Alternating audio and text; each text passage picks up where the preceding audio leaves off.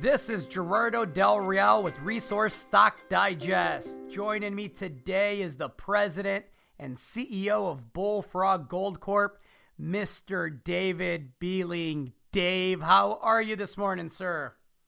Very well, Gerardo. How are you? I am well. I must admit that Bullfrog is a story that is new to me. It was brought to my attention by Outsider Club founder and co-owner of this website, Mr. Nick Hodge, who I believe recently helped raise some money for you, and I believe he participated himself. But I say all that to say that the more I dug into it, the more I really looked forward to helping tell this story because it checks a lot of boxes for me. The team, the project, the fact that you have a resource, and near-term catalysts. We'll talk about all of those. First and foremost, can you tell us a bit about yourself and your background because it's pretty impressive? Yeah, I'm a registered professional mining engineer from University of Arizona. This year I'll be in the business 56 years. I've spent quite a bit of time in copper, uranium, gold and silver, as well as cobalt and nickel. And I've been involved with developing several gold heap leach projects, including the Hycroft Resources project in northwest Nevada. I finished construction on that in the late 80s and ran it for 5 years. So I've been around the block. I've also developed several corporations doing IPOs, bank financing, offtake agreements, and so forth. So, yeah, I've got over half a century of experience, including permitting. In fact, I developed or at least championed the issuance of the first EIS for a mine in the state of Arizona. The only thing I haven't done in this business is smelting. Okay. Well, that's a heck of a background, and frankly, you're being modest. I know that you've engineered and or managed 12 open pit mines, 9 underground mines, 14 process plants. I could go on and on. All of that is important because of the flagship, the Bullfrog project, which, as I mentioned, has a resource, but as importantly, has a database that I think is literally worth its weight in gold. Tell us a bit about the project and how you came about it. Well, we had an initial land position next to Barrick back in 2011 when the company was started. And since then, I've done deals with Barrick and several other companies, leases. I've staked, over 134 claims, purchased several patents, and so forth. Whereas now, where we had a strategic land position next to Barrick and no ounces back in 2011, now I've got over 5,250 acres of patented and unpatented claims, and we do have a 43-101 resource estimate of about 525,000 ounces of gold, M&I at 1 gram per ton, plus we've got another 100 and some odd thousand ounces in the inferred category that we believe has very good potential for expanding the resource and specifically within existing pit plans. So there's quite a bit of build-up on the land and resource there, and plus besides getting potential for expanding the pits at Barrick Mine, we also generated a new exploration target that's 1 mile east of the main Bullfrog pit, and that area has the identical host rocks as the Bullfrog deposit. It's got gold on the surface. It's got structures in it. The only thing this target does not have is drill holes in it, and here just early this month we put 2 of the first 2 holes in that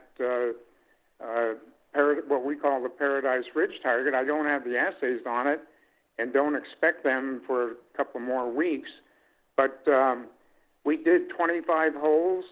Most of them were around the Montgomery, Shoshone, and Bullfrog pits, plus 2 in this Paradise Ridge target. I announced the results of the first 6 holes here just here a week ago or so. So that's how this project has come up to where it is now, and we're quite enthusiastic with what we have. We have a two-pronged project here.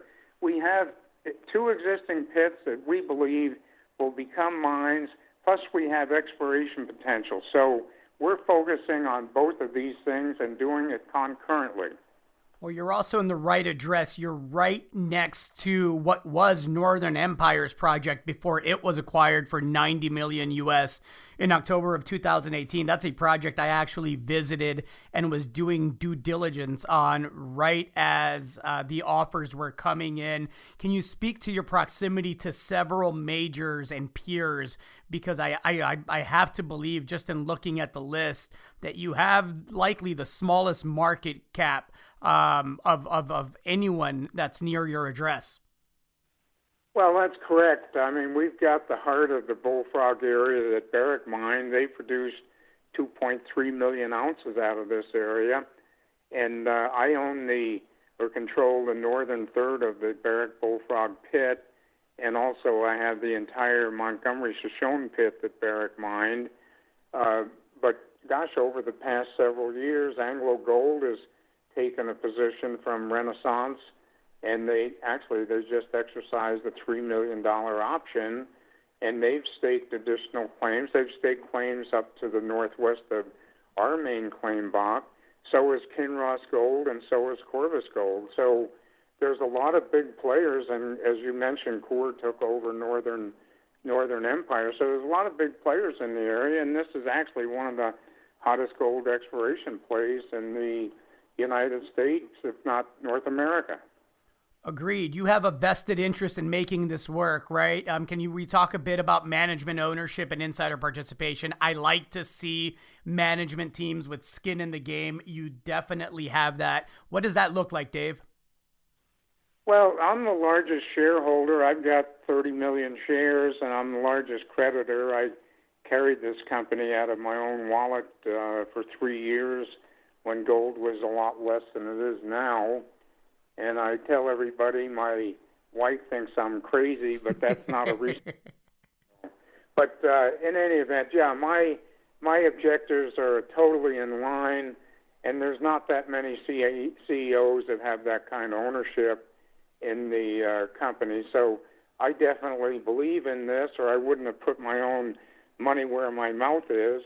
And so I think that's a big deal. And, of course, the rest of our directors, we've got two other directors, Alan Lindsay and Kel Tyson.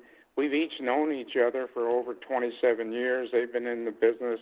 Kel's been in the business for 48 years, and Alan's been in the mining business for over 26 years. So we've got a well-seasoned board, and we've got several consultants and other people that contribute to the entire team here, and we have a lot of contacts that we can draw on as we expand our exploration and development activities. You mentioned that you had assays pending. Can we talk about that a bit? You expect those within the next couple of weeks? Did I hear that right? Yes, we should have there were basically 3 batches. The first batch had 6 holes, and I've already disclosed that. The next batch of assays is around 14 holes. I don't know that I'll receive them all together, but I should have at least some of those here within the next week. And, of course, the third batch, we just finished drilling on June 6th, and I won't see those assays until early. I think there were 6 holes in that batch, so we'll see that probably in early July. So we've got news coming down the pipeline, and we're looking forward to analyzing that and developing what the next drill program could be. You mentioned the resource that already exists, which is obviously a great anchor for the market cap. Can you tell me where the market cap is today? Well, right now, we've got about 157 million shares out of common. We also have 20 million preferred that are readily transferable to common at parity. And we're at a market cap currently of about $24 million, including both common and preferred. So that's where we're at. We're obviously undervalued.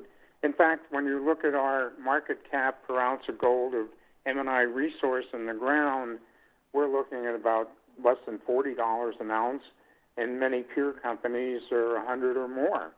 So there lies the opportunity in Bullfrog Gold. Let's talk about the database that I mentioned, because I understand that you have over 250,000 meters of drilling data. I gotta believe that's helped refine targets moving forward. And I know that played a large part in you being able to establish this resource, right? Oh, that's right. I mean, we copied all of Barrick's drill hole files. In mileage, it was 155 miles of drilling. We've analyzed every single hole out there, in some cases many times, and extracted everything that we could on generating exploration targets. And that drilling also supported an independent 43-101 resource estimate that was done back in 2017. And Barrick's geologists were as good as anybody's, and that information satisfied Tetra Tech as far as their due diligence on supporting that type of 43-101 compliant resource. So that database is huge. I mean, we've got access to all of their data.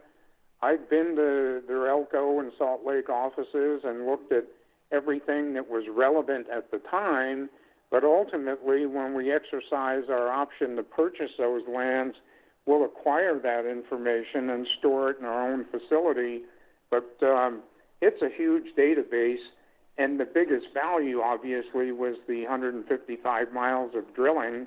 And, that's, in fact, it would cost you $45 million or more to recreate that drill database. How is the infrastructure, Dave? Well, gosh, you're located 4 miles west of Beatty, Nevada. The paved highway goes right up to the front gate. You've got water under the Bullfrog pit. There's a power line on site and a substation site that Barrick used. These pit walls have been standing at 53 degrees for, over a quarter of a century, over 25 years.